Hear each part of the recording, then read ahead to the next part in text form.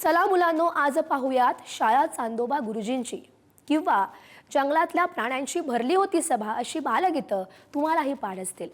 पण जर खरंच चांदोबा गुरुजींची शाळा भरली किंवा जंगलातल्या प्राण्यांची सभा भरली तर बुलढाण्याच्या कदमापुरालगतच्या शाळेत हे सर्व कल्पनेतलं सत्यात अवतरलंय। होय, कसं ते तुम्हीच पहा।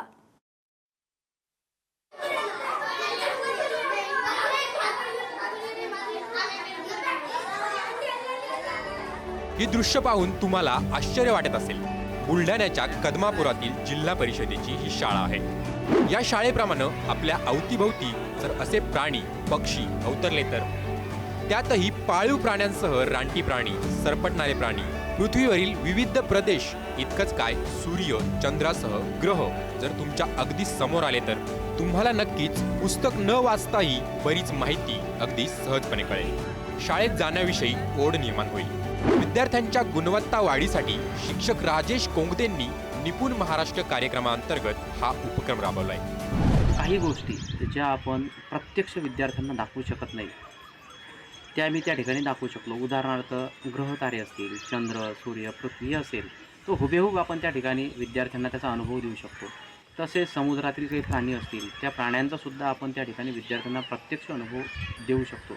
यामुळे आपलं जे अध्यापन होते ते अध्यापन अधिक रंजक होते आणि विद्यार्थ्यांना अध्ययनाची गोडी लागते। विशेषतः जेवढे काही विषय आहेत त्या विषयामधल्या ज्या क्लिष्ट गोष्टी अशा वाटतात आणि त्या आपण विद्यार्थ्यासमोर प्रत्यक्ष उपस्थित करू शकत नाही, त्या विद्यार्थ्यांना आपण आभासी पद्धतीने त्या गोष्टींचा अनुभव देऊ शकतो। तंत्रज्ञानाच्या वापरामुळे विद्यार्थ्यांना अभ्यासाची गोडी लागली आहे। वर्गात अवतरतात प्राणी आणि पक्षी, 3D रूपात अनुभवता येतं त्यांचं अस्तित्व। व्हॉइस क्लोनिंग, ॲनिमेशन आणि डिजिटल साधनांचा वापर करून शिक्षणाला तंत्रज्ञानाची जोड दिल्यामुळे शिकवणं सोपं झालं आहे। तंत्रज्ञानामुळे पुस्तकातले धडे जर जिवंत होत असतील तर शिकवण्यात आणि शिकण्यात सहजता येते। विद्यार्थ्यांना शिक्षण आवडू लागले आणि शिकवलेलं कळूही लागले।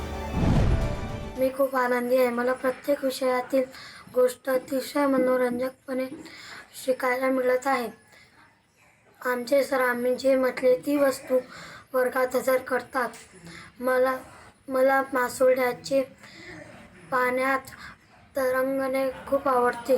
माझे बाबा म्हणतात की तुम्ही मुलं खूप भाग्यवान आहात, तुम्हाला अतिशय मनोरंजक पद्धतीने दररोज नवीन ज्ञान मिळते। आम्ही मुलांनी जी इच्छा व्यक्त केली ती आम्ही प्रत्यक्ष वर्गात अनुभवू शकतो।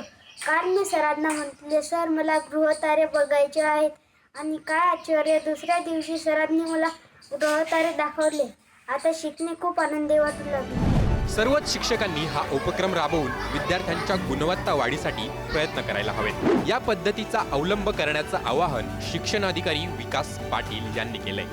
अध्यापन होत असताना जर त्याला तंत्रज्ञानाची जोड दिली तर ते अध्ययन आणि अध्यापन हे चिरकाल स्मरणात राहतं। आणि बुलढाणा जिल्ह्यातल्या तमाम शिक्षक वर्गांना विनंती करतो की आपण अशा नवनवीन संकल्पनांचा अवलंब करून बुलढाणा जिल्हा गुणवत्तेमध्ये निपुण महाराष्ट्र कार्यक्रमामध्ये अग्रेसर ठरवण्यासाठी, भरारी घेण्यासाठी सर्वांनी अत्यंत तळमळीने प्रयत्न करूयात। सरकारी शाळांचा दर्जा घसरल्याची ओरड आपण हल्ली नेहमीच ऐकत असतो।